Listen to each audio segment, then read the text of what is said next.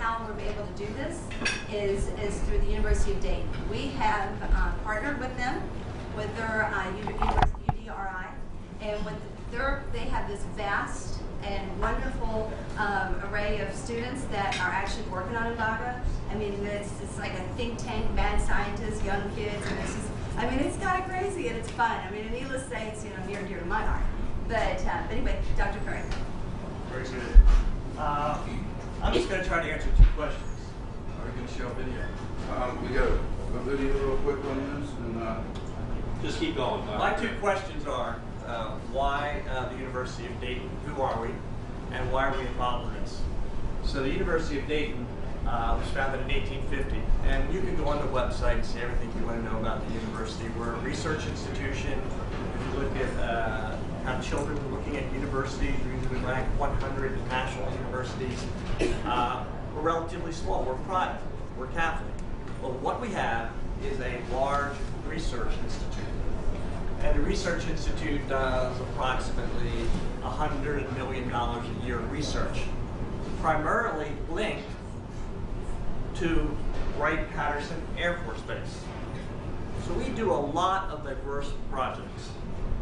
And Kevin Claywall's going to come up in a minute and talk specifically about this project, but we have expertise in sensors. We have expertise in programming. We do fuels, unrelated to you. We do materials. We're #1 in the country in materials research. We're very quiet. We're not out there. We felt we had to come today and tell you some of the things we do. So again, long-term institution, strong research institute.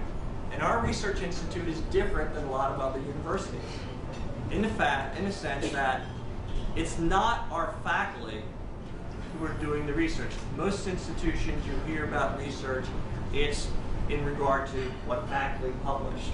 The Research Institute is independent. It's independent. So when we need a team of researchers to look at unmanned vehicles for the Air Force, we develop a team. If we're looking at sensors, we develop a team. If we're looking for safer fuels, we develop a team of professionals supplemented by students, and Kevin's going to talk about this. So, we have the expertise to do this. And again, you can get to our website, you can document it. We've also made the decision that we have to diversify.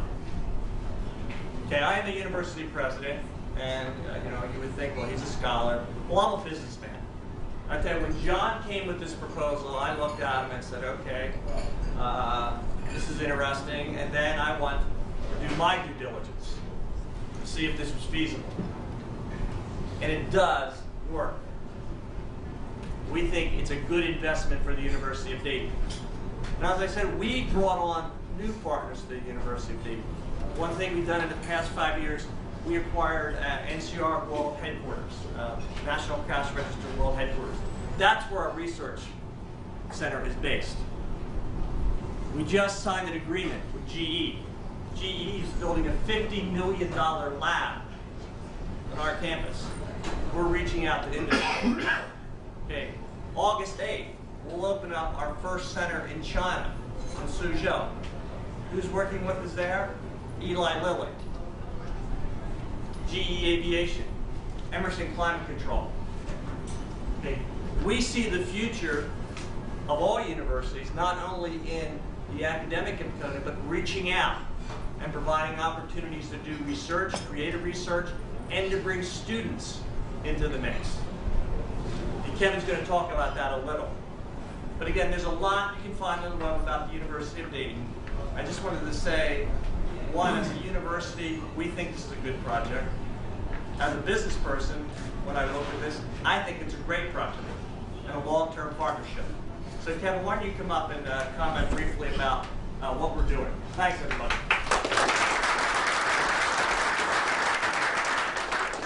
Thanks, Dr. Curran. I appreciate it. Dr. Curran flew in from halfway across the country to be here today to speak for 5-10 minutes. I think that shows the commitment that we have, that the president of the university is going to come here and speak to you guys for 10 minutes. So if you might be out there deciding to say, you got this university research kind of guy, DoD kind of stuff, how does that equate to vacation ownership, right? Why would we possibly look at, I mean, aren't these two different kind of, what, in my terms, domains? I mean, but the reality is, I think it's a very similar domain. You guys have to have, come January, if your owners are trying to come in and pay for maintenance fees, and that system is down, granted, there might not be a loss of life like we have in the DoD space, but you probably going to want to kill the person who is in charge of that system, right? So, what do? We build systems that don't fail. Because when we fail, we have loss of life. So what do we do to make that happen? We put processes in place to make sure it doesn't happen. We understand high availability, which means and high transactional volumes. We do that today in a domain where if we fail, there's loss of life. Okay? Our process, and again, I think this is important because even though you guys might not be that technical, I think if you can get just the sort of the understanding of the process, you'll see the value in the overall proposition. As I said, we take students. I have a program called Work to School. That's really the heart. It's people, right? People are at the heart of why we succeed. I don't succeed. Dr. Curran doesn't succeed. Our team succeeds. And we can do it in a very cost-effective manner because I take kids, typically right out of, we have one of the top 2-year schools in the country called Sinclair. So I think it's the largest or in the top 10. We take the kids from there and bring them in. They're typically 2-year degree students, and they come into my program within computer science. They work for me full-time and go to school part-time. So instead of taking 2 more years to graduate, they take 4 more years, 5 more years. And why is that important? You guys probably all maybe had a co-op or an intern, right? What's the problem with a co-op or an intern? You don't have that longevity, right? You just finally get the kid up and running, and then he's back to school. With our program, you have guys that are going to be 4 to 6 years on this program. Okay? I work with their schedule, so they go to school, the top priority, go to school, get your degree. I pay for their schooling, I pay them a salary, health insurance, vacation, sick time. They are a University of Dayton employee, but they get to go to school for free, and I work with them, right? So now you say, okay, now I have a great pool of people that I can come from. Again, we're talking the ranges, right? We talk about offshore all the time. I talk about near shore because my institute is right on the shores of the Great Miami River. So I say, no go offshore, go near shore. My rates start out at $45 an hour.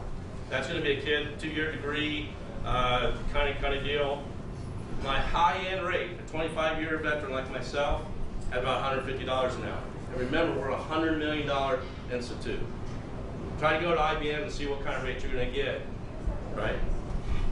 So now we have affordable labor. We can get large amounts of labor. And some of you might be saying, but yeah, Kevin, I get that, but you know, I've seen some young kids before, and sometimes they're kind of rambunctious, cowboyish, you know what I'm saying? How do I get that quality of code? Well, again, we've automated this process, and we call it an agile development process. Now, I know you guys aren't software programmers. Well, there might be some in here, but it's important to understand this. We take these kids, we match them in with somebody like myself and build a team. We all, talk about team. So we have a senior developer with maybe 2 or 3 of these younger kids. But more importantly, in this agile development process, we go through what we call a sprint. So it's every 3 to 5 weeks, we're delivering new functionality. And the way we start that is we find out what kind of functionality do you need. And before we write any type of solution, the first thing we do is we create a test harness. Again, this is important because now, if I have an automated test harness, I can map those into all the requirements, right? So now I know all those things that you think are important, we're testing for it. And we're doing that at the very beginning, not at the end, not through integration testing and all that.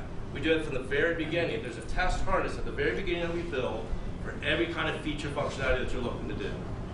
And it's all automated. We push every night, we run the runs, and it says, hey, here are the 20 things that are failing, here are the 5 things that you've actually implemented. Okay? So now you go one step further. So now I got all your tests, and we know that all those features and functionalities are working, but we also do a thing called code coverage. Kind of think about it, you got all this code, and if only tested 90% or 10% of the code and 90% wasn't tested, there's a lot, 90% of that code could fail, right? So we look and say, while we're testing it, we actually keep track of how much of that code actually got tested. We want to be in that high 90 percentile. So now I know all the code actually was tested, and all that code is necessary because it all goes back to a requirement, a feature that you guys are looking into, right? But then we go one step further. We have a thing called style checker that we built. We look at the code, the physical style of the code, right? From simple things like indentations to good programming practices, right? So now you know that you got these kids are in a program where all the code looks the same. It has the same look and feel, but we also look for those simple programming practices, or we make sure that they do the good programming practices that you would do in industry. And then I don't stop there. We do the last step, and that is every day I look at all my team, and we have what we call a stand-up. And I'll look at it and say, okay, what did you do yesterday? What are you going to do today? Is there anything that's causing you not to be successful today? So let's say again, let's go back to that kid. I'm right out of school, really don't know anything. I checked in some code yesterday, I'm getting excited, right? Because I'm going to say, hey, I did my first job. We have little cards on the wall. We literally stand up. We stand up with John's team every day. So we through Skype. So you have a kid that said, hey, I did login yesterday. It took me 8 hours. Today I got to do login again. You know why? Because I wrote 500 lines of code all in the same method. And for you programmers out there, you know that that's a bad programming practice, right? And then they can look at me and say, oh, by the way, I can't seem to log in to something else. So now every day, even if you have this young kid, he has direct contact with at least somebody like myself. Now, I'd like to leave you with two things. One is an invitation.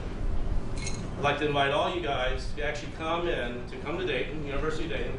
You can see my team. You can see our building. You can come in and actually experience a stand-up. You can actually look at, we have a big board, we call it our sprint board, where you can actually have cards and you can actually see the process. You can see how we make sure we deliver high-quality code. We do it on time and in budget. I come from industry. I'm not an academic like Dr. Curran. Neither one of us are really academics, even though we're in an academic position. I understand ROI. I understand timelines. I understand the necessity to make sure that when we say we're going to do something, we're going to do it on time and under budget. And the last thing, I know you're quick, but the last thing is this. If I can keep DoD things in a proprietary method, you know, we work with secret, top secret and all that, I might have to bring, a lot of you guys are competitors of one another, and I get that. We know how to keep proprietary things proprietary. We do it all the time. I bring in teams all the time where I have to wear one hat today, and tomorrow I wear your hat. And you know what? When I wear your hat, I understand how to keep your secret sauce secret, and I don't tell you how I got the icing over here.